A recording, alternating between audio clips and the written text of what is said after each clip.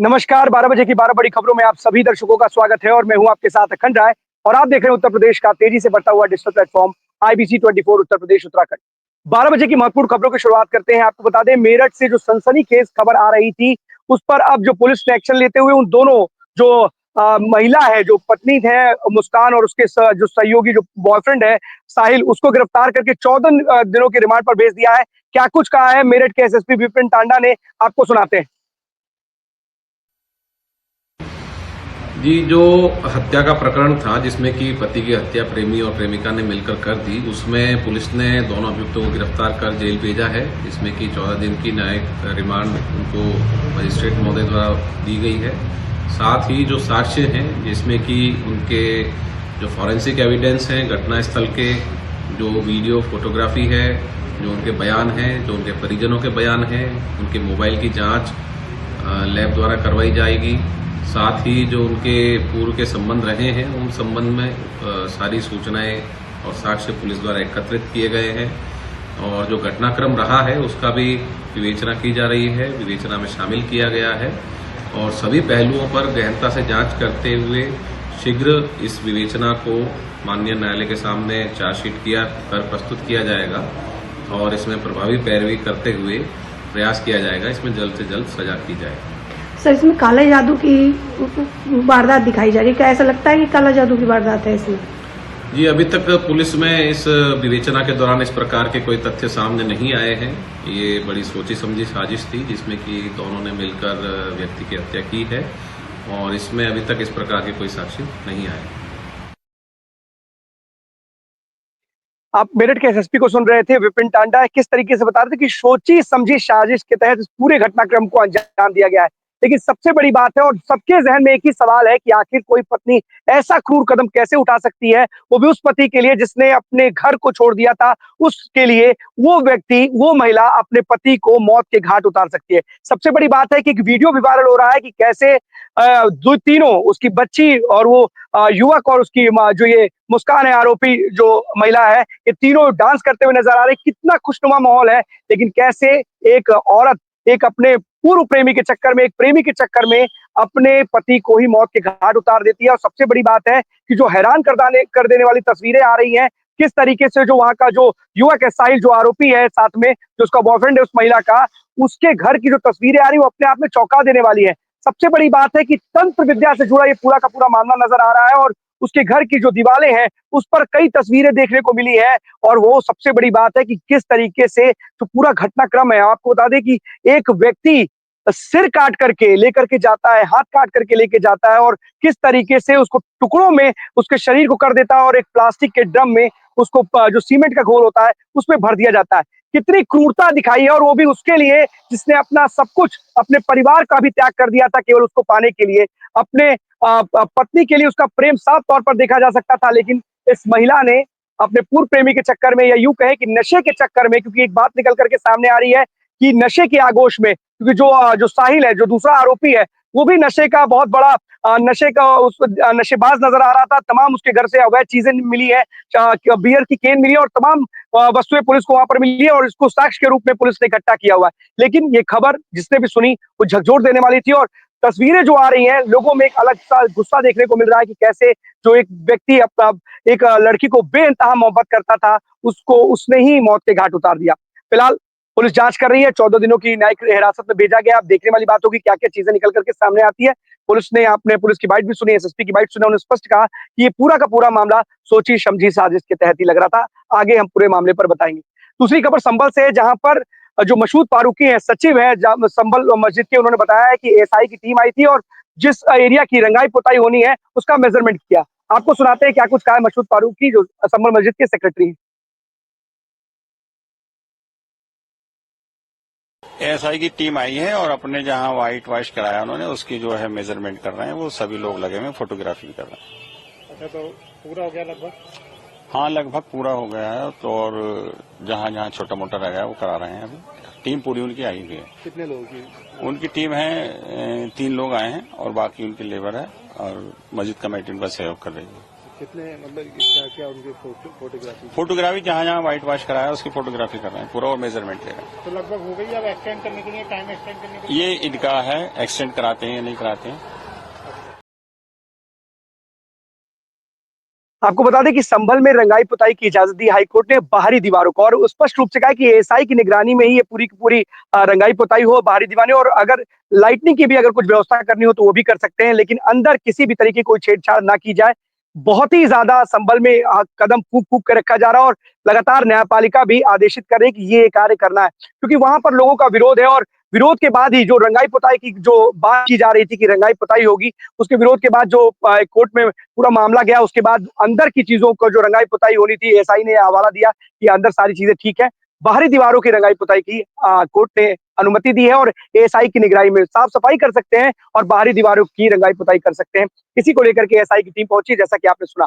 अब चलते अपने सभी सहयोगियों के पास, एक एक करके हमारे साथी स्क्रीन पे जुड़ेंगे, जो आज की बड़ी खबरें उनके शहरों की है, जिलों की है, वो बताएंगे। तो सबसे पहले हमारे साथ प्रतापगढ़ से ज्ञानेंद्र जुड़ रहे हैं। ज्ञानेंद्र, कौन सी बड़ी खबर है प्रतापगढ़ से आज की?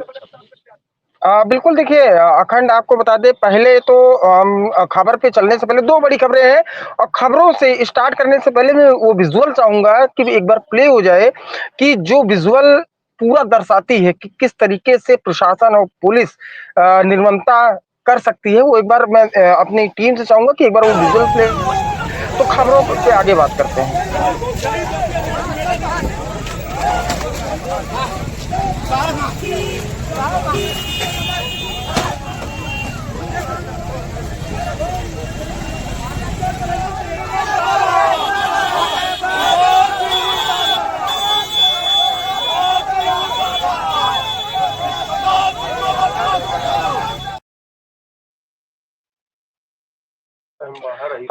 बिल्कुल देखिए अखंड, ये अतिक्रमण हटाओ एक जो है इनका कार्यक्रम चल रहा है। ये पहली चीज मैं इनका नगर पालिका और प्रशासन से एक ही चीज जानना चाहूंगा, अतिक्रमण ये पहली बार तो हटवाया नहीं जा रहा, और आप इस जगह का पहले तो ऐसा किया नहीं है कि आपने अतिक्रमण नहीं हटवाया। अगर आपने अतिक्रमण हटवाया है तो इन दुकानदारों को आपने एक प्लेस दिया है, लेकिन अस्थायी रूप से दिया है। पहली चीज, इन्होंने आया सीधे, ना कोई नोटिस ना कोई दुकानदार, सब गरीब घर के एक रोजमर्रा के 300-400 रुपए कमा करके अपना पेट भरते हैं। आप आते हैं सीधे बिना नोटिस के ही आप इनकी दुकानें हटवाना शुरू कर देते हैं। किस उद्देश्य कौन सा था, ये अभी तक नगर पालिका की ओर से और ना जो है प्रतापगढ़ के डीएम शिव सहाय अवस्थी की ओर से अभी तक कोई बयान आया। फिलहाल शिव सहाय अवस्थी जब से प्रतापगढ़ इन्होंने ज्वाइन किया है, एक अलग ही इनका रूप देखने को मिल रहा है, नगर पालिका को लेकर के हो, चाहे वो ग्रामीण क्षेत्रों को लेकर के हो। इन्होंने कई एक्शन किए, एक्शन मूड में दिखाई दे रहे हैं, लेकिन ये एक्शन अभी तक समझ में नहीं आया कि किस तरीके से इन्होंने ये एक्शन करवाया या नगर पालिका के ईओ ने करवाया। साफ तौर पे देखा जा रहा है कि दुकानदार जब पूरी तरीके से असहाय हो जाते हैं, तो ये अपने जो दुकान की सब्जियां जो दुकान चलाने के लिए लेकर आए हैं, खुद उठा के फेंकना शुरू कर देते हैं।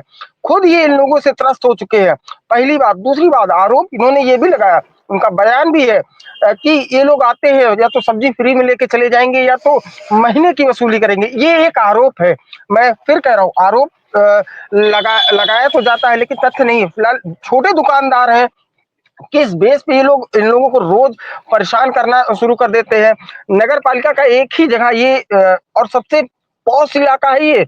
आपको अखंड ये भी बता दूं, यहाँ पे पुलिस लाइन है बगल में, यहाँ पे डीएम कैंप है बगल में, यहाँ पे जजेस कॉलोनियां है बगल में, यहाँ पर आपके जो है अगर बात करें तो एसडीएम के आवास है बगल में, बहुत कुछ है यहाँ पे, पॉश इलाके हैं। ये लोग, इन लोगों का कहना है कि हम लोग नाले से पीछे रह रहे हैं, तब भी हम लोगों को हटाया जा रहा है। इन्होंने ये कहा था, नगर पालिका ने, जब स्वर्गीय हरि प्रताप जिंदा थे तब उन्होंने भी कहा था कि हम आपको एक प्लेस देंगे, लेकिन वो प्लेस अभी तक नगर पालिका, उन्होंने प्लेस भी चिन्हित कर लिया था। सोचिए, हरि प्रताप ने प्लेस भी चिन्हित कर लिया था, उसी बीच ये लोग हरि प्रताप की डेथ हो जाती है, स्वर्ग सिधार जाते हैं। तो साफ तौर पे अब नगर पालिका के लोग, फिलहाल उनकी धर्मपत्नी अभी है, अब धर्मपत्नी से एक बार आईबीसी जरूर बात करेगा कि जो स्वर्गीय हरि प्रताप ने प्लेस चिन्हित किया था, क्या उस पर कोई काम चल रहा है। और सीधी सी बात है कि ये रवैया मुझे क्या पूरे प्रतापगढ़ शहर वासियों को 1% अच्छा नहीं लगा? क्योंकि जिस तरीके से और पुलिस मूर्ख दर्शक बनी रही, एक बार भी समझाने का प्रयास नहीं की, प्रशासन के दबाव में रही, नगर पालिका के कह सकते हैं नगर पालिका के दबाव में बैठी रही। तो फिलहाल पुलिस का रवैया, मैंने महाकुंभ में आपको बताया कि लाखों का तो बजट इन्होंने पास करा लिया, लेकिन अ, केवल नो पार्किंग के लिए रेड कलर की झंडी टांगी, रस्सी लगाया, कोई व्यवस्था नहीं की इन्होंने। कुछ केवल लोगों को प्रतापगढ़ की पुलिस ने परेशान किया, नगर पालिका वालों ने परेशान किया। शुरू में ही बताया कि किस तरीके से आनन फानन में रोड का टेंडर कराया गया, भुबिया मऊ से गोंडे तक आनन फानन में टेंडर कराया गया, अतिक्रमण हटाया गया, गरीब तबके लोगों को परेशान किया गया। मैं कहूंगा ई ये रिक्शा सवाल वालों तक को ज्ञानेंद्र, बिल्कुल ज्ञानेंद्र, देखिए लगातार यहाँ से सीएम योगी भी कहते रहे और बार बार कह रहे हैं कि जिस तरीके से अतिक्रमण एक बड़ी समस्या बनता जा रहा है शहर वासियों के लिए और लगातार शहरों में अतिक्रमण का जाल देखने को मिल रहा है। सवाल ये नहीं है कि अतिक्रमण हटा रहे हैं, अतिक्रमण हटाने की आवश्यकता क्यों पड़ रही है? आखिर अतिक्रमण किसी ने किया था तो उसी समय आके कार्रवाई क्यों नहीं की? सवाल ये बनता है कि आप अतिक्रमण को लगने देते हैं, पहले अतिक्रमण कोई कर लेता है। मैं राजधानी के कई ऐसे इलाकों की बात करूंगा, अगर अमीनाबाद आप चले जाओगे तो आप गाड़ी नहीं लेके जा सकते क्योंकि अतिक्रमण से पूरी की पूरी रोड पट्टी पड़ी है। फिलहाल जब वहां पर कोई हटाने जाएगा तो दिक्कतें पैदा हो जाएंगी। ऐसी स्थितियां क्यों पैदा होती हैं? सवाल ये खड़े होते हैं, प्रशासन क्या करता है? क्या उसको नहीं जानकारी होती कि इस तरीके से लगातार मंडिया सड़क अतिक्रमण के मायाजाल में इस तरीके से बढ़ते चले जा रहे हैं? और अगर इस तरह की कार्रवाई की जाती है तो उन गरीबों के बारे में भी तो सोचना चाहिए, उनकी वैकल्पिक तो व्यवस्था करनी चाहिए। क्या वैकल्पिक व्यवस्था की आपने? हटाने से पहले कोई वैकल्पिक व्यवस्था की? और अगर चिन्हित कर लिया है, वो स्थान चिन्हित कर लिया है कि वो वेंडिंग जोन होगा, कोई भी अगर स्थान चिन्हित किया तो उनको वहां पर क्यों नहीं बताया गया है? और अगर इस तरीके के हालात वहां पैदा होते तो कौन उसके लिए जिम्मेदार है? अगर वहां कोई दुर्घटना घट जाएगी उसके लिए कौन जिम्मेदार होगा? बिल्कुल देखिए अखंड जगह कई तय किए गए, लेकिन केवल अप्लाई नहीं किए गए। मैं बात करूंगा कि जब तो ये बिल्कुल लोग यही ज्ञानेंद्र क्या सवाल है कि जगह चिन्हित कर लेने से क्या समस्या का समाधान हो जाएगा? यही तो सवाल है, क्या कर रहे हैं वो लोग? हटाने से पहले उन लोगों को बार बार, एक बार होता है कि आप लोग चल करके इस बेंडिंग एरिया में उनको अलॉट करिए जगह, ये पहले लगने नहीं दिए होते। अगर आज इस तरीके की स्थितियां पैदा कर दी हैं, कौन जिम्मेदार होगा? कल कोई घटना घटित हो जाएगी। कानपुर में घटना आती थी, हमारे साथ जुड़े हुए हैं अवनीश, वो भी बताएंगे कि किस तरीके से वहां पर एक उसको लेकर के एक बाद में आरोप लगा कि जला के मार दिया गया। बहुत सारी ऐसी चीजें आती हैं, तो सवाल प्रशासन पे खड़े होते हैं। अतिक्रमण के चक्कर में बहुत सारी स्थितियां बिगड़ जाती है, कौन लोग उसके लिए जिम्मेदार है? अगर स्थान चिन्हित कर लिएगा तो चिन्हित कराएगा कौन? उसको जगह पे प्लेस पहुंचाएगा कौन उनको? बिल्कुल देखिए अखंड, मैं आपको फिर से रिपीट कर दे रहा हूँ, इससे पहले भी कई जगह चिन्हित की गई, और चाहे वो शहर के बीचों बीच चौक घंटाघर की बात करें, और चाहे हम बात करें तो साफ तौर पे चाहे दहिला मऊ की बात करें, चाहे पंजाबी मार्केट की बात करें, ऐसे एरिए हैं, पॉश इलाके कहे जाते हैं कि जहाँ पे दुकानें लगी लगी है, लेकिन प्रशासन ने कि जो जगह चिन्हित किए गए हैं कि उन जगहों को उन जगह पर इन लोगों को ले जाया जाए, किया जाए, तभी ये लोग नहीं किए। कई बार विरोध प्रदर्शन भी हुआ, कई बार ऐसी घटना, लेकिन अखंड सिर्फ प्रशासन को ये होता है कि मलाई काटना और उनके नाम पे ठेका निकालना, और ठेके पे केवल वो एक तरीके से पड़ा ही रहता है। मैं फिर कह रहा हूँ कि जहाँ पे जजेस कॉलोनी है वहीं पे बगल ही एक जगह चिन्हित की गई है, एक मंडी बनाई गई थी अस्थायी तौर पे, फिर से वहां पे जो है खाली कर दिया गया। अखंड आप साफ तौर पे ये दर्शाता है कि नगर पालिका के लोग किस हिसाब से काम कर रहे हैं। फिलहाल नगर पालिका जो चेयरमैन है उनसे आईबीसी एक बार आज जरूर बात करेगा, और जो ये गरीब तबकों लोगों को परेशान किया जा रहा है खास तौर पे, और आय अतिक्रमण हटाने को नाम को लेकर के जिस तरीके से हर बार केवल गरीब लोगों को ही परेशान। मैं ये कह रहा हूँ कि शहर के काफी बड़े बड़े होटल्स हैं जिन्होंने कब्जा किया हुआ है, रोड को कब्जा किया हुआ है, क्या आप उनके ऊपर कार्रवाई करिए? उनके ऊपर कार्रवाई करने का नाम नहीं लेते हैं। केवल क्या किया जाता है, पुलिस की ओर से एक डिवाइडर रख दिया जाएगा, ठीक है, अब यहाँ गाड़ी ये नहीं लगा सकते। ऐसे महाकुंभ में भी देखा गया कि एक शहर का सबसे बड़ा होटल है, वहां गाड़ियां लग रही थी, तो पुलिस ने वहां अतिक्रमण नहीं हटवाया, बल्कि उनके द्वार से, उस होटल के द्वार से वो जो रस्सी नहीं टांगी थी, मैंने आपको कई बार दिखाई थी, वो वहां उसके पार तक गाड़ियां, डिवाइडर रखवा दिया कि अब यहाँ गाड़ियां नहीं खड़ी होंगी, तब अरे भी तो वहां जीने का गाड़ियां अधिकार खड़ी छीन थी। लीजिए ना। अगर अमीर और गरीब के बीच में इस तरीके से फर्क निर्धारित होगा, और अगर आपको लगता है कि अमीर अगर कोई व्यवसाय कर रहा है, बड़ा व्यवसाय कर रहा है, तो उसके लिए अलग नियम कायदे कानून है, और अगर कोई गरीब कोई अलग व्यवसाय कर रहा है, वही व्यवसाय कर रहा है, तो उसके लिए अलग नियम कायदे कानून है। ये दो पहलू क्यों, दोहरा चरित्र क्यों, दोहरे मापदंड क्यों, इस तमाम सवाल खड़े होंगे ना, क्यों है ये। अगर उस तरीके से कोई व्यवसायिक संगठन, कोई भी व्यवसायिक अगर किसी का परिसर है, प्रतिष्ठान है, उसके खिलाफ भी वही कार्रवाई कीजिए। बहुत सारी ऐसी, बिल्कुल सही बात है, चौक चौराहे पर भी बड़ी ऐसी व्यवसायिक जो प्रतिष्ठान है, उन्होंने कब्जा कर रखा है रोड पर, तो सवाल खड़े होते हैं। आप गरीबों के खिलाफ कार्रवाई करते तो उन लोगों के खिलाफ भी कार्रवाई करें, तो सवाल खड़े नहीं होंगे।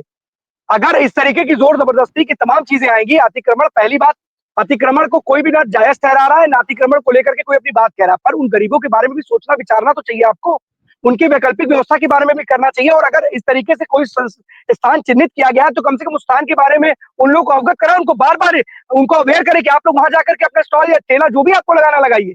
पर इस तरीके से अगर इस तरीके की कार्रवाई लगातार करती रहेंगे गरीबों के खिलाफ, तो कहीं ना कहीं वो परेशान जरूर होंगे। ज्ञानेंद्र, इस बारे में जो भी हो सके एक अधिकारियों से बात कीजिएगा और पूछेंगे कि उनका क्या रवैया है, क्या इसी तरह रवैये के साथ इस गरीबों के साथ काम किया जाएगा, और कैसे इन लोगों के लिए कोई व्यवस्था नहीं की जा रही है। बहुत बहुत धन्यवाद आपका इस तमाम जानकारी के लिए ज्ञानेंद्र।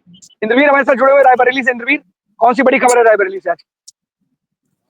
देखिए अखंड, सबसे पहले आपको बता दें कि जो खबर है वो खबर शायद ये दूसरे तीसरे दिन की खबर हो गई है। अब मुझे लगता है कि अब इनको किसी भी तरीके का कोई भय या कोई डर नहीं रह गया, और एक अपने द्वारा अगर किसी से आपका कोई व्यक्तिगत लेना है देना है, या जो आपकी कमीशन खोरी की बात चल रही है, चारों तरफ सिर्फ और सिर्फ पैसा ढूंढा जा रहा है। पैसा अगर नहीं मिलेगा तो कई ऐसे प्रायोजित कार्यक्रम प्रस्तुत किए जा रहे हैं। अब जिला अस्पताल रायबरेली में कल एक वाकया हुआ, और वो वाकये में क्या होता है, हमारे पास एक डॉक्टर साहब है वहां पे तैनात जो थे रात में, उनकी एक बाइट है, और हम चाहेंगे वो बाइट एक बार प्ले हो जाए तो अपने आप पिक्चर क्लियर हो जाएगी। क्योंकि सीएमएस प्रदीप अग्रवाल की जिस तरीके से तानाशाही अब बढ़ रही है, क्या हंगामा क्या हुआ था? डॉक्टर एसके सिंह, तानाशाही को कहीं ना कहीं अखंड अब बर्दाश्त करने की जो रायबरेली 9:15 पे ड्यूटी करने आया, उस समय काफ़ी सीरियस पेशेंट थे, हेड इंजरी भी केस आया था, मैं उसको हैंडल कर रहा था, उसको काफ़ी सीरियस केस था, उसको अनकॉन्शियस अवस्था में था, हैंडल कर रहा था। उसी बीच सीएमएस साहब आए और यहाँ पे हंगामा करने लगे कि बाहर की दवा कौन लिखा, बाहर की दवा कौन लिखा, पर्ची कौन लिखा। बाकी हमने उनसे कहा कि हम चुपचाप बैठे थे, पेशेंट को अटेंड करें, अटेंड करके फाइल बना रहे थे, बीएसटी बना रहे थे, उसको भर्ती कर रहे थे। तभी सीएमएस साहब 5-10 लोगों के साथ हल्ला करने लगे, ये कौन लिखा, वो कौन लिखा।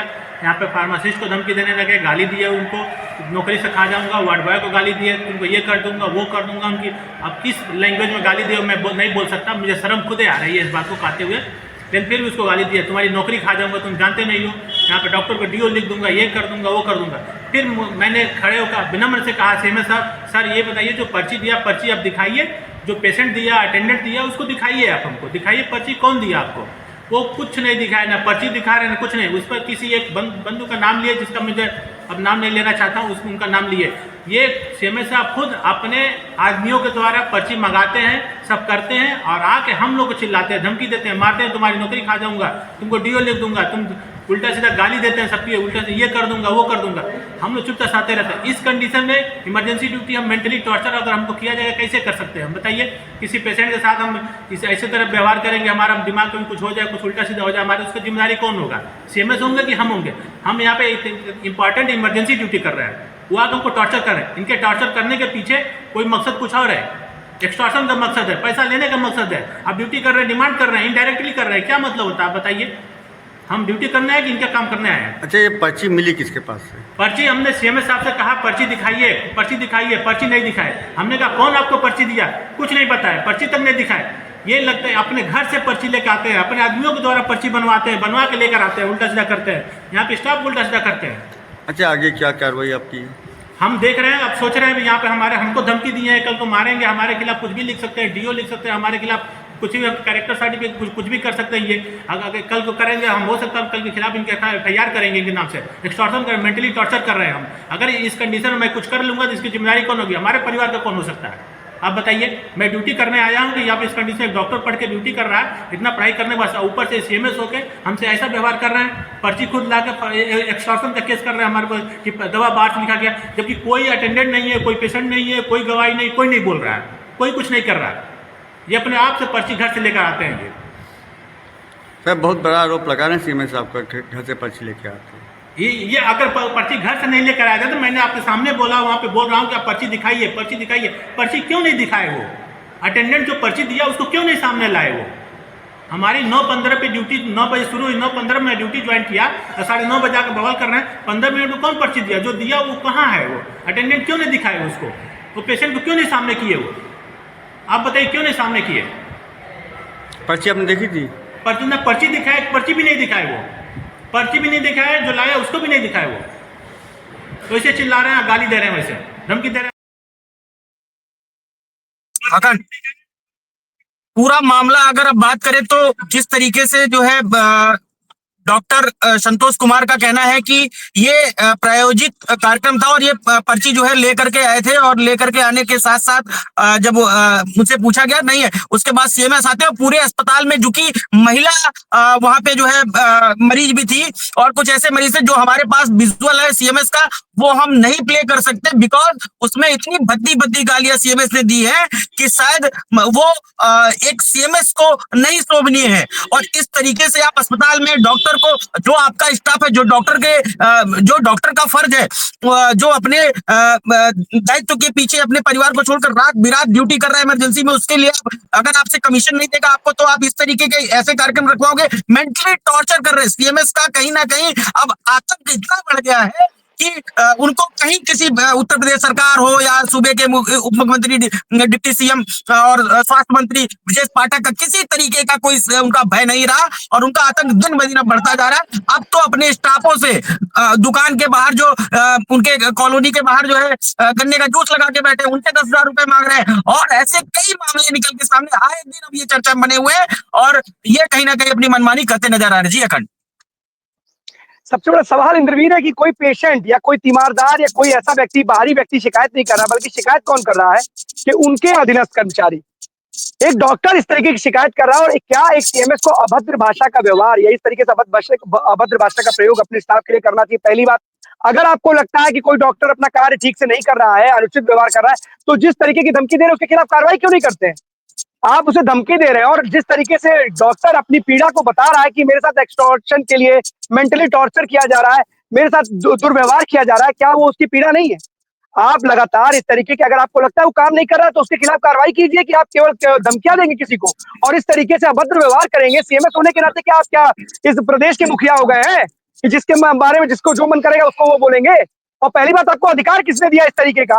डॉक्टर के पास मानवता होती है, संवेदना होती है। अगर आप अपने स्टाफ के प्रति इस तरीके के बिहेवियर रखे होंगे तो वहां पे जो आते होंगे, जो मरीज आते होंगे दिखाने के लिए, उनके प्रति आपका क्या व्यवहार रहा होगा? सबसे बड़ी बात तो ये, सवाल तो सबसे बड़ा यही है। एक्सटॉर्शन के चक्कर में अगर आपके ऊपर एक डॉक्टर, बहुत गंभीर आरोप है आपके ऊपर सीएमएस साहब, और अगर इन गंभीर आरोपों के बाद भी अगर आपके ऊपर कोई कार्रवाई नहीं होती है तो मुझे लगता है कि यहाँ से स्वास्थ्य महकमे से जुड़े हुए लोगों के लिए अपने आप में शर्मसार कर देने वाली बात है। सूबे के जो उप मुख्यमंत्री इससे जुड़े हुए हैं और एक डॉक्टर इस तरीके का आरोप लगा रहा है सीएमएस के प्रति कि एक्सटॉर्शन के चक्कर में इस तरीके का व्यवहार किया जा रहा है। इंद्रवीर, सीएमएस अगर जवाब नहीं देंगे, भद्दी भद्दी गालियां देंगे, अपने स्टाफ को सुनाएंगे, खरी खोटी सुनाएंगे, ऊपर से गाली गलौज से बात करेंगे, तो क्या कोई वहां पे काम कर पाएगा? अगर मैं एक चीज कहकर खत्म करूंगा, अगर ये 10-15 मामले ऐसे निकल करके सीएमएस के आए हैं जो शायद शर्मसार कर देने वाले हैं, मुझे ये नहीं समझ में आता कि आखिर स्वास्थ्य मंत्रालय उत्तर प्रदेश इस पर क्यों कार्रवाई नहीं कर रहा है। डीएम से जो है, डीएम को भी कहता है मैं आपके बराबर मेरा डेजिग्नेशन है, एसपी को कहता है मेरा आपके बराबर डेजिग्नेशन, मेरा आपके बराबर सैलरी है, और हर तरीके से हर विभाग, जिले के अधिकारी के, तो यहां तक के मैं आपको बताऊं अखंड, एल वेंकटेश्वर लू परिवहन मुख्य सचिव जो अभी 10-15 दिन पहले जो है 12 दिन पहले विजिट पे आए थे, जब वो अस्पताल गए दूसरे दिन अपने दौरे पर, तो उन्होंने इसने सीएमएस जो है प्रदीप अग्रवाल ने अपनी पत्नी की, पता नहीं कैसा, मतलब एक वीडियो भी मीडिया के पास में, पत्नी की सिफारिश कर रहे हैं कि सर यहाँ जो महिला है उनको न करके हमारी वाइफ को यहाँ बुलवा दीजिए, हम उनको यहाँ फीमेल बना दीजिए महिला की। मतलब ऐसी इनकी कलाकारियां सामने आती हैं कि जिसमें मतलब इंसान हंस भी रहा है और साथ ही साथ पूरा स्टाफ हो या कोई भी हो परेशान है। आपको सिर्फ एक पैसा चाहिए। आपके ही लालचंद वाले मामले में आपके साथ मैंने लाइव किया था, बताया था, जो इनका 4th क्लास एम्प्लॉय रिटायर हुआ था उसके पैसे, उसको लेकर के एक उनके ऑडियो वायरल हुआ और प्राइवेट एम्बुलेंस बंद हो गई थी जिला अस्पताल के अंदर आना। अब सूत्रों के हवाले से पता चल रहा है कि 1 से 1.5 लाख रुपए में उनकी डीलिंग हुई है। अब वो वापस से जिला अस्पताल में अंदर आ रही हैं, जा रही हैं इमरजेंसी में। कई ऐसे मामले इनके खुल के हैं जिसमें स्वास्थ्य विभाग कहीं ना कहीं मौन है और कहीं ना कहीं स्वास्थ्य विभाग को इस पर अब एक्शन लेना पड़ेगा। और इस सीएमएस, भ्रष्ट सीएमएस को, मैं कह सकता हूं, इस भ्रष्ट सीएमएस को जिला रायबरेली अस्पताल से दिखाना पड़ेगा बाहर का रास्ता। सिर्फ इतना ही कहना है मेरा। इंद्रवीर, सबसे बड़ी बात है, इनको शायद ये लग रहा होगा, ये मलाल होगा इनको कि इनके बहुत चाहने वाले लोग हैं जिनके जरिए इन्होंने पोस्टिंग हासिल की, इनका कुछ बिगाड़ेगा नहीं। और डेजिग्नेशन की बार-बार जो धमकियां या लोगों को अपने बिल्कुल, you are absolutely right, you are absolutely right. और ये लेकिन नहीं इंद्रवीर, इसीलिए मैं बोल रहा हूँ, इनको ये गलतफहमी है, इनको ये अंदाजा नहीं है कि एक हर चीज का एक सुप्रीम बॉस होता है। एक आईएएस अधिकारी है अभिषेक प्रकाश, जो कि लखीमपुर लखनऊ के भी डीएम रह चुके हैं, और उनके साथ क्या हुआ है कि उनको सस्पेंड कर दिया सीएम योगी ने भ्रष्टाचार के मामले में। बस यही मामला था कि एक व्यवसायी ने, एक बड़े बिजनेसमैन ने एक प्रोजेक्ट के लिए बार बार उनकी फाइल को टाल रहे थे और 5% कमीशन की मांग है। और जिस बाबू से मिलने के लिए उन्होंने कहा था, जैन जो साहब थे, उनको पुलिस ने अरेस्ट कर लिया है। और डीएम जो भी आपके जो सचिव थे औद्योगिक विकास विभाग के और सीईओ थे यूपी इन्वेस्ट के, आप सबसे बड़ी बात है कि उनके खिलाफ कार्रवाई की सीएम योगी ने, तत्काल प्रभाव से सस्पेंड किया है। ऐसे अधिकारी जो अपने आप को बहुत मनपर या कहते हैं उससे मैं बहुत खास हूं, मेरे खिलाफ कोई कार्रवाई नहीं होगी, अगर इस तरह की भ्रांतियां या गलतफहमियां हैं, तो यकीन मानिए अगर आपके विरुद्ध या आपके प्रति इस तरीके के लगातार मामले हो रहे हैं, आपके खिलाफ सीएम योगी भी कार्रवाई कर सकते हैं। लेकिन फिर भी क्या मौन बने हुए हैं उप मुख्यमंत्री? क्या उनको समझ में नहीं आ रहा कि लगातार एक सीएमएस के खिलाफ इतनी सारी शिकायतें आ रही है, उसके खिलाफ कोई कार्रवाई नहीं कर रहे हैं? आखिरकार किस तरीके से, कितने लाडले आपके वो व्यक्ति हैं? सीएमएस इतना करीबी हो गया है आपके लिए कि आप उसके खिलाफ कोई कार्रवाई नहीं कर रहे? सवाल खड़े हो रहे हैं। सवाल खड़े करने का मतलब और मकसद बस इतना है कि आखिरकार इतनी शिकायतों के बाद भी ऐसा क्या प्रेम है कि एक सीएमएस के खिलाफ कार्रवाई नहीं की जा रही है? इतने दिनों से अपने पद पर बना हुआ है, डीएम एसपी को अपनी दिखाता है कि आपके डेजिग्नेशन के बराबर मैं भी, मेरा भी डेजिग्नेशन है, मेरी भी सैलरी है। ये क्या मतलब है भाई? आपका जो पद है, आप पद के स्वरूपकार कीजिए कि आप अपने आप को दूसरे से बताएंगे कौन अच्छा, कौन बेहतर, कौन खराब, और मैं किस पद के लायक हूँ।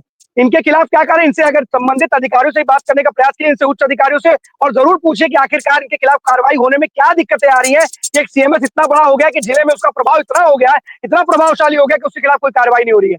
इनमें जरूर बात कीजिएगा। बहुत बहुत धन्यवाद आपका इस तमाम जानकारी। अवनीश हमारे साथ जुड़े हुए कानपुर से। अवनीश, कौन सी बड़ी खबर है कानपुर से?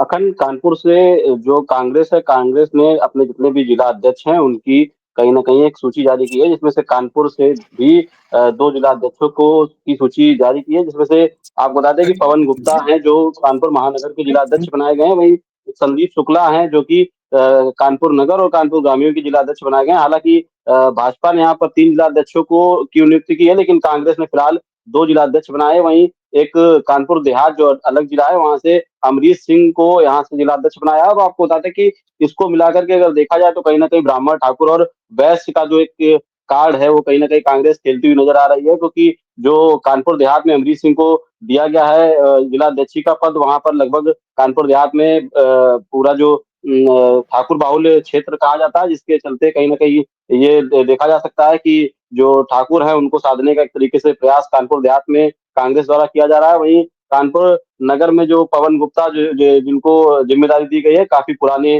कांग्रेसी नेता रहे हैं और लगातार जो है कांग्रेस को एक तरीके से देखा जाए तो कानपुर में लेकर के चलने का कार्य उन्होंने किया है। वहीं संदीप शुक्ला जो कि एक एडवोकेट हैं, एडवोकेट के तौर पर, और उनके जो पिताजी हैं कांग्रेस में पहले से ही काफी बड़े बड़े पदों पर उनकी जिम्मेदारी रही है, तो एक देखा जाए तो एक पुराने जो अनुभव को लेकर के भी कहीं ना कहीं कांग्रेस ने अपना जो है कार्ड खेला, और एक नए युवा, क्योंकि संदीप शुक्ला नए युवा है, उनको लेकर के भी कहीं ना कहीं जो नए युवा को भी कांग्रेस साधने का प्रयास कर रही है, और जो एक जातीय समीकरण उसको भी साधने का कहीं ना कहीं इस लिस्ट के माध्यम से प्रयास करती नजर आ रही है। अवनीश, एक सवाल खड़े हो रहे हैं कि देखिए जिस तरीके से संगठन में फेरबदल के साथ साथ संगठन को खड़ा करने का काम कांग्रेस कर रही है, और सीधे तौर पर अब टक्कर देने की बात की जा रही है, क्योंकि अभी एक चीज निकल करके सामने आ रही कि आम आदमी पार्टी को समाजवादी पार्टी के मुखिया अखिलेश यादव ने जिस तरीके से समर्थन दिया, और आरजेडी को समर्थन की बात की है समाजवादी पार्टी के मुखिया ने, जबकि सपा मुखिया जानते हैं कि कांग्रेस भी वहां पर है लेकिन समर्थन उनका आरजेडी की तरफ है। और इस बार जो स्थितियां पैदा हो रही है, जिस तरीके से कांग्रेस अलग चुनाव लड़ी थी, मानो अगर कहीं, क्योंकि जो गठबंधन है, महागठबंधन की बात की जा रही है, कहीं अगर कांग्रेस अलग होती है, उस स्थिति में अगर समाजवादी पार्टी कांग्रेस का साथ छोड़ करके आरजेडी का साथ देती है, तो कहीं ना कहीं एक मैसेज जाने की, एक तरफ मैसेज जा रहा है कि जो यूपी में 2 लड़कों की जोड़ी थी, उन 2 लड़कों की जोड़ी में खटास दिखाई दे रही है साफ तौर पर। दिल्ली की बात की जाए, अगर वह बिहार की बात की जाए, और अब उत्तर प्रदेश, क्योंकि 27 में उत्तर प्रदेश में विधानसभा चुनाव होने हैं। ऐसे में सीटों के बंटवारे को लेकर के अभी से ही, क्योंकि उपचुनाव में ही मतभेद साफ तौर पर देखे गए थे और उसमें कानपुर भी एक सीट थी, लेकिन सबसे बड़ी बात है कि तमाम ऐसी सीटों पर अब कांग्रेस भी दावेदारी पेश कर रही है, जिसके बाद से समाजवादी पार्टी की मुखिया की नींद उड़ी हुई है। और मुझे लगता है, जहां तक हम समझ पा रहे हैं और जो खबरें आ रही हैं, कि समाजवादी पार्टी इस स्थिति में है कि पूरे अकेले दम पर, अपने दम पर चुनावी मैदान में उतरने की तैयारी कर रही है। और यही कड़ी है कि कांग्रेस भी लगातार अपना जो ग्राउंड लेवल है उसे मजबूत करने पर फोकस कर रही है और आगे बढ़ रही है। लेकिन सबसे बड़ी बात है कि कांग्रेस का आधार क्या है अवनीश, क्योंकि जिला अध्यक्ष बना देने भर से, या कांग्रेस के अपने लेवल को, या कहें कि प्रदेश स्तर पर अपने संगठन को और मजबूत करने से क्या स्थितियां बदल जाएंगी प्रदेश में? क्योंकि कांग्रेस का यहाँ पर कोई खास वोट बैंक तो रहा नहीं, क्योंकि या तो फिर भारतीय जनता पार्टी का वोट बैंक है, समाजवादी पार्टी का वोट बैंक है, और मुस्लिम जो माने जाते हैं कि वो कांग्रेस के साथ है, लेकिन यहाँ समाजवादी पार्टी में उत्तर दिखाई देता है, और कहीं ना इतर दिखाई देता है, कहीं ना कहीं वो समाजवादी पार्टी का साथ और दामन थामने की कोशिश करता है। तो आखिरकार वजह क्या है कि कांग्रेस जो खोई हुई जमीन है, क्या उसे तलाशने में जुटी हुई है? अखंड, देखिए बिल्कुल अभी जो आपने एक बात कही कि कांग्रेस की जिस तरीके से दो नवयुवकों की जोड़ी की बात आपने जिस तरीके से कही है, तो एक आप जिस तरीके से जान रहे होंगे कि कांग्रेस का समाजवादी पार्टी से गठबंधन रहा हो या फिर समाजवादी पार्टी का बसपा से गठबंधन रहा हो, इन दोनों पार्टियों में से जिसका सबसे ज्यादा फायदा हुआ है वो समाजवादी पार्टी का ही हुआ है, क्योंकि कांग्रेस से भी जब गठबंधन रहा है तो कहीं ना कहीं उसका पूरा फायदा समाजवादी पार्टी को मिला है। समाजवादी पार्टी की लगातार सीटें बढ़ी हैं, वहीं कांग्रेस की अगर बात की जाए तो सीटों में कोई भी फर्क देखने को नहीं मिला है। वहीं अगर बहुजन समाज पार्टी की बात की जाए तो इसी तरीके का हाल वहां पर भी रहा है, और उसकी सीटें लगातार कहीं ना कहीं कम ही हुई हैं और समाजवादी पार्टी की सीटें बढ़ी हैं। या कहा जाए जिस तरीके से समाजवादी पार्टी अपने आप को मजबूत उत्तर प्रदेश में अभी लोकसभा चुनाव में दिखाते हुए नजर आई है, कहीं ना कहीं अब कांग्रेस को भी लग रहा है कि जिस तरीके से एक राष्ट्रीय स्तर की पार्टी और धीरे धीरे कहीं ना कहीं खत्म होने की कगार पे जा रही है, उसको एक अपनी जमीन तराशनी है, जिसको लेकर के वो उन सभी पुराने नेताओं को, जो पुराने नेता जो कांग्रेस में जोरदारी से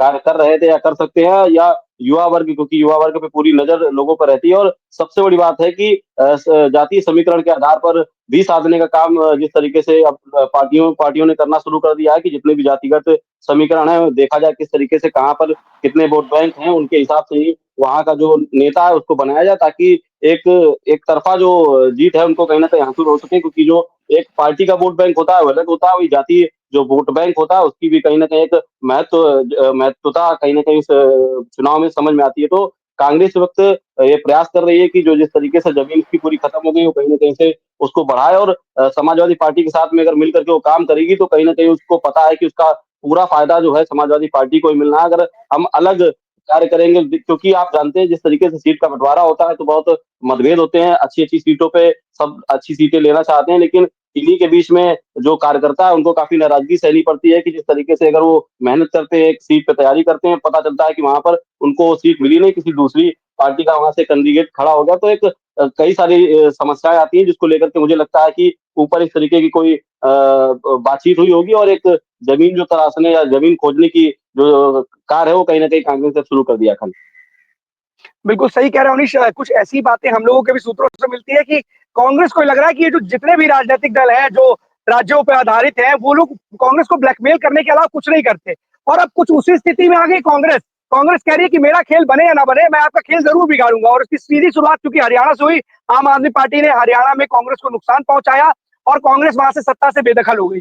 सबसे बड़ी बात है, बहुत उम्मीद थी हरियाणा में कि इस बार कांग्रेस की सरकार आ जाएगी, लेकिन आम आदमी पार्टी के वोट बैंक में, या जितना वोट पाई थी उसकी वजह से 0.5% की वजह से वहां पर सत्ता की जो चाबी थी वो निकल गई थी कांग्रेस के हाथ से। और अब वो बदला धीरे धीरे ले रही है, क्योंकि बिहार में भी जिस तरीके से विमुख हो गए थे कांग्रेस की राहुल गांधी के नेतृत्व की बात से, बिहार में भी अब कहीं ना कहीं लोगों का खेल बिगाड़ने की स्थिति में अब कांग्रेस आती हुई नजर आ रही है। उसको लग रहा है कि मेरी जमीन तो है ही नहीं, लेकिन आपकी भी जमीन हम जरूर खिसकाने का काम करेंगे। और बिहार में भी कुछ ऐसी स्थिति है, क्योंकि जिस तरीके से वहां पर ममता बनर्जी को लेकर के आगे आए और राहुल गांधी के विरोध में सुर मिलाए, वही कारण है कि अब बिहार में भी कहीं खेला ना खेल जाए कांग्रेस, क्योंकि कांग्रेस भी अपनी अलग एक रणनीति के तहत चल रही है, क्योंकि उसे लग रहा है कि जो हम चाह रहे हैं हमें मिल नहीं रहा और ये लोग हमें ब्लैकमेल कर रहे हैं जहां इनको मौका मिल रहा है। और मुझे लगता है कि बिहार में अगर रिजल्ट कांग्रेस जो सोच रही है उसके अप्रत्याशित या प्रत्याशित रूप में उसके पक्ष में आए, जो उसने सोचा है, तो कहीं ना कहीं समाजवादी पार्टी के लिए एक बड़ी मुसीबत कांग्रेस के रूप में देखने को मिलेगी आने वाले चुनाव में। फिलहाल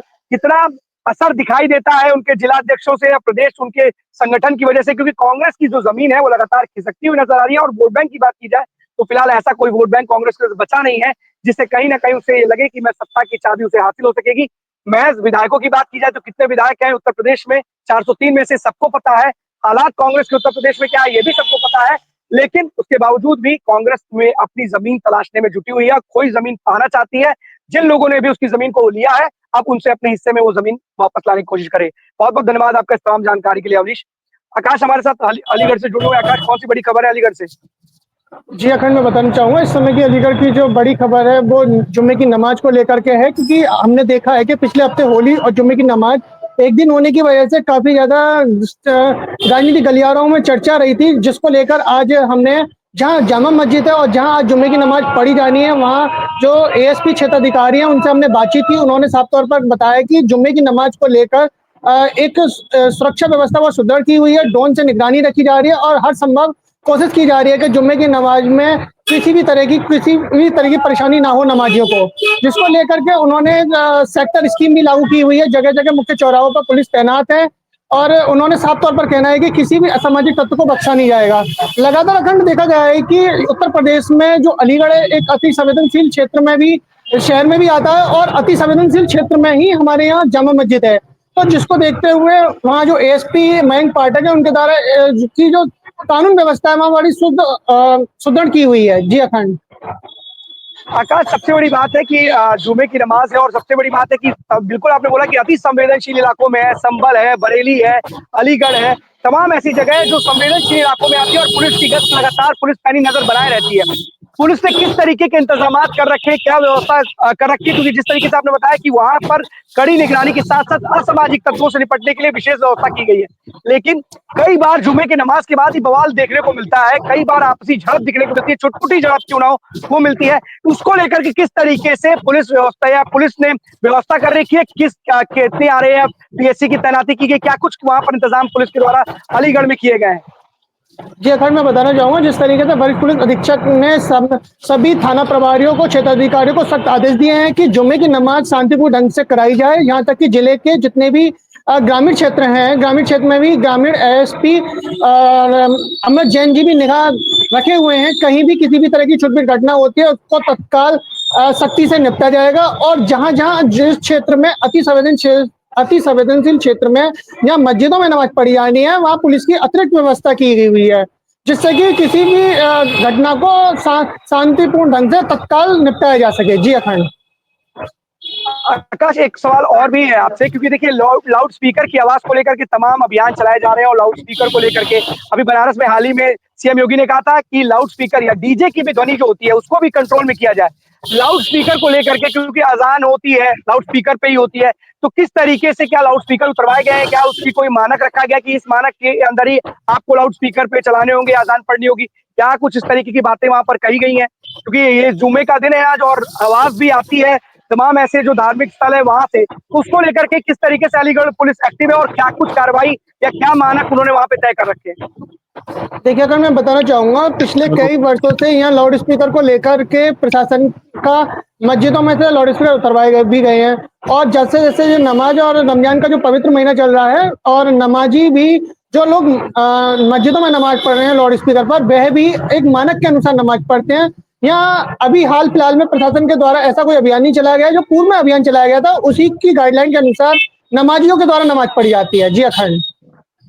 तो धन्यवाद आपका तमाम जानकारी के लिए आकाश, क्योंकि लगातार लाउड स्पीकर को लेकर के सीएम योगी भी और प्रशासनिक अमला एक्टिव है और जहां जहां भी अगर जो ध्वनि है वो मानक है उसके अगर आप इतर करके आप या उससे ऊंचे आवाज में ऊंची ध्वनि में अगर आप चलाते हैं तो आपके खिलाफ कार्रवाई की जाती है। और धार्मिक स्थलों से भी लाउड स्पीकर उतारे गए, ऐसी तमाम तस्वीरें देखने को मिली है। फिलहाल ये पावन रमजान का महीना है और जुमे की नमाज है, इसको लेकर के अलीगढ़ पुलिस पूरी तरीके से सतर्क नजर आ रही है। बहुत धन्यवाद आपके तमाम जानकारी के लिए आकाश। मोहम्मद इमरान हमारे साथ बिजनौर से जुड़े हैं। इमरान, कौन सी बड़ी खबर है बिजनौर से आज की?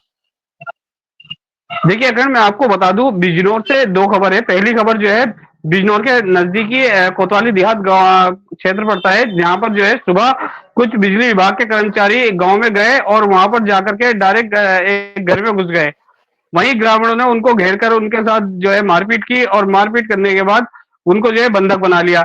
अभी आला अधिकारी जो है मौके पर है और पूरी जो है पुलिस के भी थाना प्रभारी मौके पर है और पूरी तरीके से जांच पड़ताल चल रही है। वहीं दूसरी खबर जो है जुमे को लेकर के इमरान, इसी खबर पे आते हैं मस्जिदों के पहली खबर पे आते हैं इमरान। जो बिजली विभाग के कर्मचारी थे वो किस नियत से घर के अंदर गए थे? जांच पड़ताल की नियत से गए थे। और पहली बात, अगर वो जांच पड़ताल की नियत से गए थे तो क्या किसी भी व्यक्ति को या गांव या किसी भी लोगों को क्या इस तरीके का अधिकार है? कोई अगर कोई कर्मचारी है तो उसको घर में पकड़ के मारो पीटो, बंधक बनाओ, पुलिस को इत्तला कर देते, पकड़ के बैठाए रहते। देखिए अगर कुछ ग्रामीणों का कहना है कि इन्होंने बिना कुछ कहे सीधे गांव में घुस गए और घरों में घुसने के बाद घर में जबकि महिलाएं अकेली थी और उन्होंने पूछा भी, उसके बाद भी उन्होंने कोई जवाब नहीं दिया और तारों को जो है मीटर में और कहीं इधर उधर उनसे जो है बदतमीजी करने लगे। वहीं दूसरी बात, अगर बात करें कर्मचारियों की बिजली विभाग के, तो कर्मचारियों का कहना है कि हमें जो है ऊपर से आदेश थे कि सभी मीटरों को चेक किया जाए और मीटर को चेक करने के बाद जो मीटर खराब हो उनको मीटर को चेंज करा जाए। अभी पूरी तरीके से जो है बात साफ नहीं हो पा रही है। कहीं ना कहीं इसमें जो है ग्रामीण जो है अपना बचाव करते हुए महिलाओं को आगे कर रहे हैं। अखंड बिल्कुल इमरान, लेकिन कई सारी चीजें आती, तमाम जगह बिजली चोरी की घटनाएं और लगातार बिजली चोरी को लेकर के तमाम अभियान चलाए जा रहे हैं। लेकिन अगर बिजली कर्मचारी कहीं जाते हैं और अगर मीटर दिखाने की बात करते हैं, क्योंकि अब धीरे धीरे लगातार जितने भी मीटर्स हैं वो घर के बाहर लगाने की बात की जा रही है, तो अगर मीटर घर के अंदर लगा होगा तभी वो लोग अंदर गए होंगे। यानी कि बिजली के जो मीटर्स हैं वो अभी भी घरों के अंदर है और लगातार इस बात की बात की जा रही है कि जितने भी मीटर्स हैं वो अब घर के बाहर लगाए जाए कि कोई भी बिजली कर्मचारी अंदर ना प्रवेश कर सके।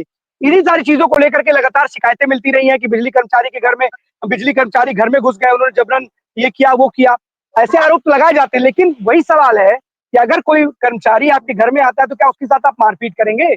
आपको किसी ने अधिकार दिया? पुलिस को क्यों नहीं बुलाया आपने मारपीट करने से पहले? बिजली कर्मचारी भी अपना काम ही तो करने गए हैं। और अगर आपने बिजली का मीटर अपने घर में लगा रखा है तो पहली बात तो आप भी गलत काम कर रहे हैं, क्योंकि लगातार अवेयर कर रही सरकार कि अपने घर के मीटर को आप बाहर लगाएं, क्योंकि चोरी की घटनाएं लगातार हो रही है। उस चोरी की घटना पर लगाम लगाने के लिए इस तरीके के अभियान चलाए जा रहे हैं। बहुत सारी ऐसी जगह पे होते हैं कि मिली भगत से ही, बिजली कर्मचारियों की मिली भगत से ही लोग बिजली चोरी करते हैं। बहुत सारे आपने भी इमरान देखे होंगे, बहुत सारे ऐसे इलाके जहां पर जो मीटर में कनेक्शन अलग होता है और डायरेक्ट कनेक्शन अलग होता है। वो भी बात चल रही है। कहीं ना कहीं इसमें लाइनमैन का भी कुछ पार्ट नजर आ रहा है, क्योंकि लाइनमैन की ही बात है कि लाइनमैन से मिलकर जो ग्रामीण है एक कनेक्शन लेते हैं और चार चार घरों में जो है लाइन आपस में बांट करके चार चार घरों में लाइन चलाते हैं। कहीं ना कहीं ये सब लाइनमैन को जो है पूरा पहले से ही पता होता है और जब ऊपर से प्रेशर आता है तो लाइनमैन पीछे हो जाता है और जय को वगैरह को आगे कर देता है। तो इसमें भी यही मामला सामने आया है कि कुछ लोग बाहर खड़े हो गए और दो लोग अंदर चले गए घर के अंदर जाकर के उन्होंने लाइन चेक करना शुरू कर दी, जिसमें जो है महिलाओं ने विरोध किया। तो उनके साथ महिलाओं का कहना है कि हमारे साथ बदतमीजी की, जिसको लेकर के ग्रामीण इकट्ठे हो गए और ग्रामीणों ने जो है जय वगैरह को जो है बंधक बना करके मारपीट करना शुरू कर दी। मैंने IBC 24 पे वीडियो भी भेज रखी है जो कि सोशल मीडिया पे वायरल हो रही है वीडियो मारपीट की। मैं रिक्वेस्ट करना चाहूंगा कि वीडियो प्ले करने की कोशिश करें। बिल्कुल इमरान, वो वीडियो अभी प्ले भी हो जाएगी, तब तक आप दूसरी खबर बताइए। देखिए अगर दूसरी खबर जो है जुमे को लेकर के, जुमे की नमाज होने वाली है और जिसको लेकर के प्रशासन पहले से ही अलर्ट है, क्योंकि रमजान और होली दोनों साथ थी। लेकिन इस बार भी अभी भी जो है प्रशासन कोई कमी नहीं छोड़ रहा है। मस्जिद के चप्पे चप्पे पर जो है पुलिस लगा रखी है प्रशासन ने, और प्रशासन का साफ तौर से कहना है कि बिजनौर में कोई अनहोनी ना हो, इस वजह से सुरक्षा के पहले से ही पुख्ता इंतजाम है। जी अखंड। बिल्कुल इमरान, लगातार, क्योंकि देखिए पुलिस चाक चौबंद व्यवस्था के साथ पूरी तरीके से दुरुस्त नजर आ रही है और हर जगह हर उस इलाके पर पैनी नजर बनाई हुई है जहां पर उन्हें लगता है कि कोई घटना घटित हो सकती है, और उन अराजक तत्वों पर भी उसने खास नजर बनाई हुई है कि कोई ऐसी छुटपुट घटना है, कोई भी घटना घटित ना हो सके। क्योंकि देखिए हर अराजक तत्व इस तरीके के फिराक में रहता है कि कोई घटना को अंजाम दे जिससे माहौल खराब हो जाए। लेकिन पुलिस हर स्थिति से निपटने के लिए पूरी तरीके से मुस्तैद है। और ये होली में जिस तरीके से देखने को मिला कि होली के त्योहार ही जुमे की नमाज पढ़ी थी और बड़ी शांतिपूर्ण तरीके से दोनों के दोनों त्योहार मना लिए गए, लेकिन बहुत संवेदनशील इलाके थे, कई जगहों पर बड़ी बातें की जा रही थी कि ये होगा वो होगा, लेकिन बहुत सतर्कता के साथ पुलिस ने, जितनी काबिल तारीफ है पुलिस की, जितनी भी तारीफ की जाए कम है, बहुत ही मेहनत के साथ पुलिस ने उस तमाम चीजों को एक साथ इकट्ठे होकर के सौहार्दपूर्ण तरीके से मनवाया और दोनों त्योहार अपनी अपनी जगह बढ़िया से मने। और यही काम है कि यही बात है, लगातार इसी प्यार और स्नेह की बात की जाती, गंगा जमुनी तहजीब की बात की जाती कि लोग आपस में मिलके ही रहते हैं, मिलजुल के रहते हैं। बस कुछ लोगों के प्रभाव में और भाव में आने की वजह से लोग कुछ गलत स्टेप उठा लेते हैं और जिसके बाद कहीं ना कहीं माहौल खराब हो जाता है। बहुत बहुत धन्यवाद आपका इस तमाम बड़ी जानकारी देने के लिए मोहम्मद इमरान। आपको बता दें कि लगातार पुलिस एक्टिव नजर आ रही है, लेकिन एक खबर राजधानी लखनऊ से भी आ रही है जिसने कहीं ना कहीं राजधानी की पुलिसिंग पर सवाल खड़े किए। इस कार्रवाई मतलब हुआ क्या कि एक महिला प्राइवेट जॉब के लिए बनारस से आती है, बनारस से रोडवेज के माध्यम से लखनऊ के आलमबाग बस स्टैंड पर उतरती है, जहां पर एक ऑटो चालक उसे लेकर के जाता है। लाइव लोकेशन उस महिला ने भेजी थी अपने भाई को, वो ट्रैक कर रहा होता है, लेकिन रास्ते में ही वो चालक जो ऑटो चालक है उसने रास्ता बदल लिया होता है और मलिहाबाद ले जाकर के ऐसी बात निकल करके सामने आ रही कि मलिहाबाद ले जाकर के उसके साथ पहले उस महिला के साथ लूटपाट की जाती है, लूटपाट के साथ उसके साथ रेप की बात की जा रही है, ऐसी खबरें सामने आ रही है।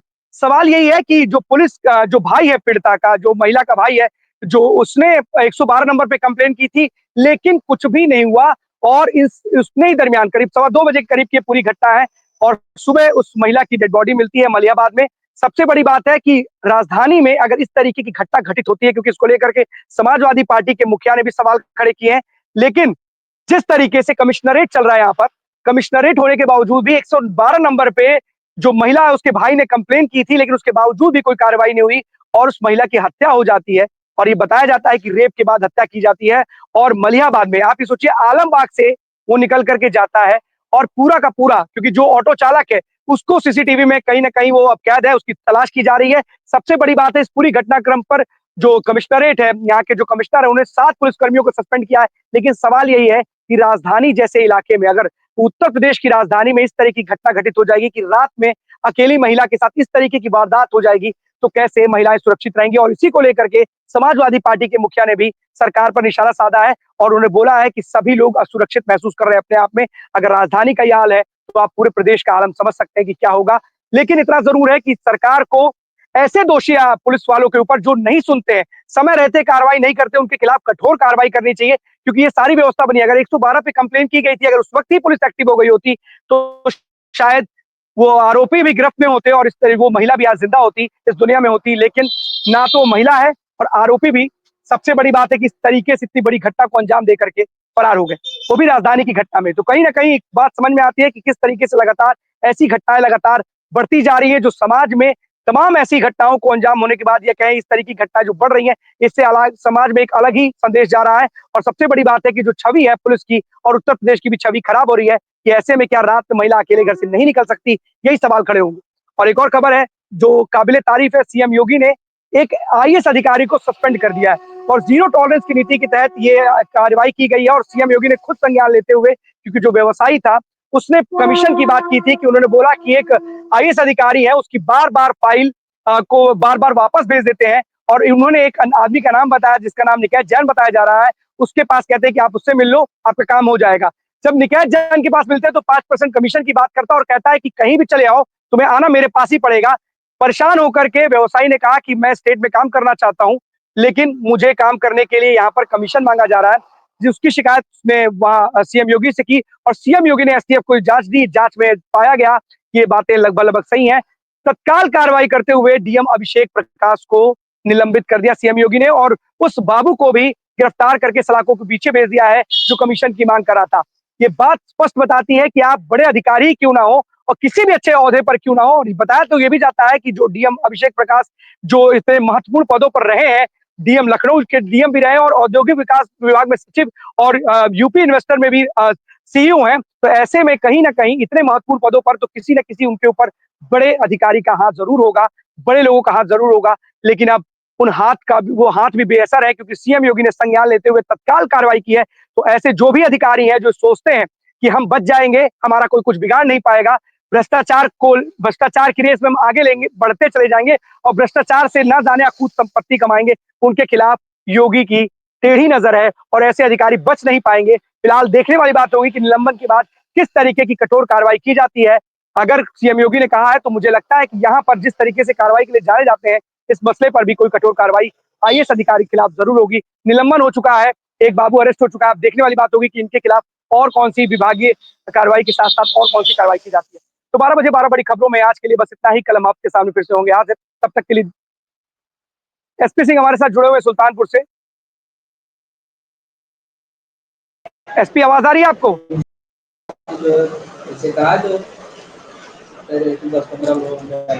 बताइए एसपी, सुल्तानपुर से कौन सी बड़ी खबर है? सुल्तानपुर से ये खबर है, पत्रकार संघ जो है धरने पे बैठा है अपनी मांग को लेकर के। ये जो आपका सीतापुर में हत्या वाजपेयी जी की हुई थी, उसको लेकर के और सभी जनपदों में जो पत्रकार के खिलाफ जो है फर्जी मुकदमे होते रहते हैं, और अगर सच्चाई अगर पत्रकार दिखा रहा है तो उसको हैरान परेशान करके धमकियां दे करके कई तरह के उस पर दबाव बनाया जा रहा है। इसी को लेकर के तिकोनिया पार्क में धरना रखा गया था पत्रकार को, सभी पत्रकारों के द्वारा, और जिसमें सिटी मजिस्ट्रेट विदुषी सिंह द्वारा जो है ज्ञापन लेकर के मुख्यमंत्री और जिलाधिकारी को ज्ञापन देकर के उसको संज्ञान लेने के लिए कहा गया। लगभग 15 दिन का समय जिलाधिकारियों द्वारा मांगा गया है, और ये भी कहा गया है कि सुल्तानपुर जनपद के लिए कि पत्रकारों के लिए 2 घंटे का किसी भी कार्य दिवस में, हफ्ते में किसी भी कार्य दिवस में, अगर पत्रकार के लिए अगर कोई परेशानी हो रही है, उसके परिवार के साथ कोई अनहोनी घटना के लिए कोई धमकी दे रहा है या कुछ कर रहा है, तब उसके लिए जो है आप विशेष तौर पर 2 घंटे का आप जो है जिलाधिकारी के उसमें आप एप्लीकेशन आके से और उसकी सुनवाई कीजिए। बिल्कुल एसपी लगातार खबरों को लेकर के पत्रकार फील्ड में रहता है और तमाम तरीके की धमकियां उसको मिलती रहती हैं, और सीतापुर में जिस तरीके से एक पत्रकार साथी के साथ उसकी हत्या कर दी जाती है, अपने आप में सवालों के घेरे में है। तमाम प्रशासन भी है, क्योंकि अगर हत्या आरोपी अगर इस तरीके से लगातार जो लोग समाज की वो तमाम चीजें दिखाते हैं और लोगों को अगर ये कहें कि हम लोगों को हर खबर से जोड़ने का काम करते हैं, हर खबर दिखाने का काम करते हैं, अगर हमारी सुरक्षा नहीं हो पाएगी तो किसकी सुरक्षा होगी? सवाल ये बहुत बड़ा है।